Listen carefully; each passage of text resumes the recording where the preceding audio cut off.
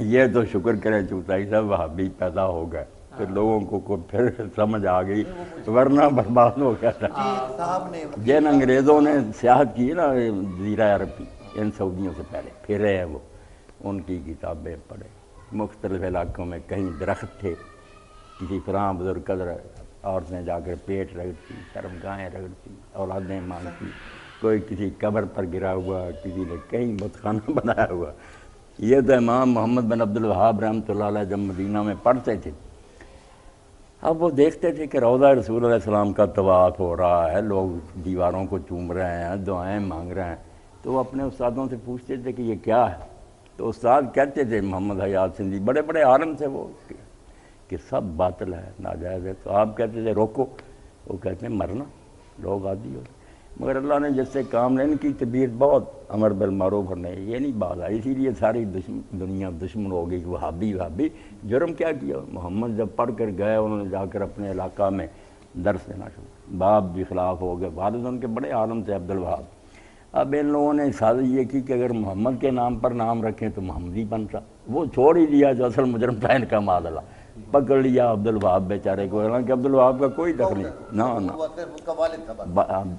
بھائی اب سلیمان تھا، اس نے رد نے کتابیں لکھی، اور محمد بن عبد الوہاب باز لیا ہے، حق کہتے ہیں، مخالفت بڑی ہوئی، شیخ نکال دیتے رہے کہ ہمارے علاقے سے جو قبیلوں کے سردار نکل جا یہاں سے، کئی لوگ جو انہوں نے سپاہی پیچھے لگا دیے کہ پیچھے سے قتل کر لینا، اللہ بچا لیتا رہا۔ یہ سعودی خاندان نے جب ان کے علاقے میں گئے تو پیغام بھیجا کہ میں ملنا چاہتا ہوں، تو پہلے ان سعودیوں کے بڑے نے بھی انکار کر دیا کہ میں نہیں کسی عالم سے ملنا چاہتا۔ تو بیوی نیک تھی، اس نے کہا اللہ کے بندے، کل خدا کی عدالت میں اگر یہ پوچھا گیا کہ ایک عالم جو نہ تو سے عہدہ مانگتا تھا نہ کوئی دولت مانگتا تھا، صرف دین کے لیے ملنا چاہتا، تم نہیں ملے، کوئی جواب ہے تیرے پہلے؟ قسمت اچھی تھی، مان گیا۔ بات ہوئی، شیخ نے کہا میرا کوئی کسی سے مطالبہ نہیں، نہ میں سلطنت چاہتا ہوں، صرف میں چاہتا ہوں کہ تم لوگ مسلم کہلاتے اپنے علاقوں میں برائیاں ختم کرو، شریعت کو نافذ کرو، مان گیا۔ انہوں نے کہا کہ قیامت تک میں اور میری اولاد کوئی عہدہ نہیں لیں گے، دین بتاتے ہیں۔ اب بھی اعلی شیخ جو نا مفتی اور عالم ہی ہوتے ہیں، ان کے ساتھ معاہدہ چلو انہوں نے اپنے علاقے میں جاری کیا، پھر دوسرے علاقے کے سرداروں کو پیغام بھیجے کہ تم بھی یہ جاری کر دو، ہمارے بھائی ہو، ورنہ ہم تمہارے خلاف جہاد کریں۔ یہ جو سیف پکڑی نا، زیادہ ناراض سے ہم تو صرف واز کرتے ہیں، انہوں نے کہا پہلے واز ہی ہے، ٹھیک ہو جائیں ٹھیک، ورنہ بالکل یہ کفار اور مرتد ہے، ان کے خلاف جہاد۔ علاقے فتح ہوتے گئے۔ طائف میں بڑی جنگ ہوئی تھی نا، مدینہ شریف میں بڑی مشکل سے قبضہ کیا۔ اب وہ جتنے تھے نا ٹیرے شریف مکہ اور ترکی اور ساتھ ہی مجاور وغیرہ، انہوں نے علاقوں میں بدنامیاں کی کہ وہابی پیدا ہوئے ہیں، حضور کے گستاخ ہیں، بالکل بناوٹی باتیں، نہ وہ کسی نے لکھی نہ کبھی سوچی، اپنی طرف سے ہی بنا۔ اب بھی یہ جو ہے نا، جن کو پہلے یہ وہابی کا لیبل لگاتے ہیں، پھر ساتھ میں کہتے ہیں یہ گستاخ رسول بھی ہے۔ یہ اپنی طرف سے ایسے ایک الزام نہیں، ایسا الزام لگا دو کہ لوگ کہیں توبہ توبہ، اس سے تو صبر اچھا۔ ایک الزام نہیں، الزام دو ہیں، پہلے وہابی بنا دو۔ ڈاکٹر ذاکر نائک کا ایک پروگرام تھا، تو اس میں ایک ہائی کورٹ کے ریٹائرڈ چیف جسٹس تھے ہندو جی، ایک ان کی بار ایسوسیشن کے ریٹائرڈ، وہ بھی بوڑھا آدمی تھا، ہندو تھا، ایک تیسرا بھی ہندو تھا، بڑے کام ہوا۔ انہوں نے وہ تقریریں کی، میں نے خود سنی وہ۔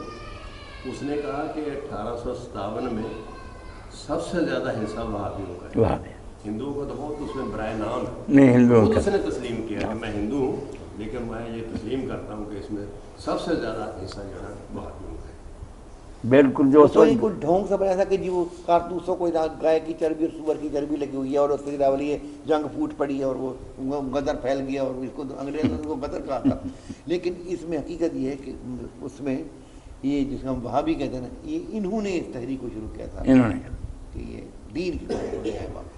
جو اس زمانہ بنگال اور بہار کا گورنر تھا نا، سر ولیم میورک، دینی کتابیں بھی لکھی اس نے حضور کے خلاف السلام کی، اس نے پھر آور انڈین مسلمان لکھی ہے نا، اس میں ساری حکومت کو اس نے جو رپورٹ دی کمپنی کو کہ یہ لوگ مفسد اور ڈاکو نہیں ہیں دیندار، بہت با کردار لوگ ہیں، مگر ان کا عقیدہ جو ہے نا وہابیہ کا، وہ ان کو امن سے نہیں بیٹھتے، یہ سمجھتے ہیں کہ غیر مسلم حکومت جو ہے نا اس کا مسلط ہونا یہ شرک ہے، اگر ہم اس لیے یہ اپنے نہیں، اس نے انصاف سے کہا کہ وہ اپنے صحیح عقیدے کی وجہ سے نا، ورنہ یہ کوئی شرارتی لوگ نہیں ہیں، ان سے زیادہ نیک میں نے کوئی نہیں دیکھا، مگر کیا کریں، وہ سمجھتے ہیں کہ یہ طاغوتی حکومتیں ہم ان کے زیر سایہ رہیں تو ہمارا ایمان ہی دے دیتا ہے۔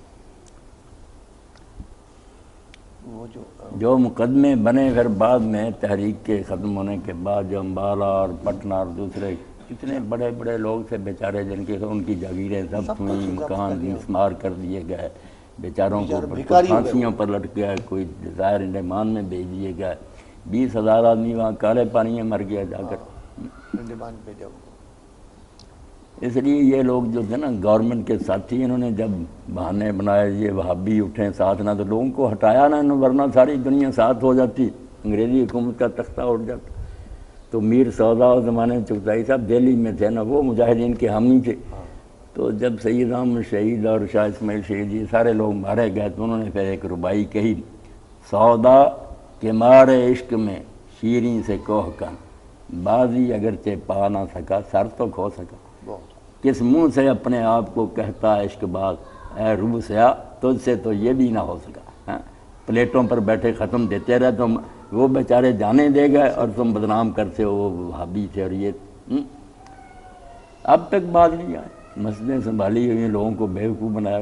اس زمانے میں بھی لوگ نہیں کہتے کہ یار وہابیہ کی کتاب دو نا ہمیں، ہم پڑھیں کہ وہ کیا کہتے۔ امام محمد کی، ان کی اولاد کی، سب کی کتابیں آ گئیں، ترجمے ہو گئے۔ اللہ کے بندو، ایسے دیندار لوگ، ان کے خلاف جھوٹا پروپیگنڈا۔ ہمارے یہاں چغتائی صاحب مولوی صاحب کے ساتھ کیا سلوک کیا ان ملاؤں نے، جو بندی، بریلوی، اہل حدیث، یہ کوئی گروہ ایسا نہیں رہا جس نے بڑھ کر اس جہاد میں ایسا نہیں لیا کہ یہ کافر ہے، ملعون ہے، یہ ہے۔ 100 یہودی ایک مولوی، نعرہ بنا دیا، استغفر اللہ۔ غلام غوث ہزاروی اور اس کے چیلے یہ نعرے لگاتے تھے۔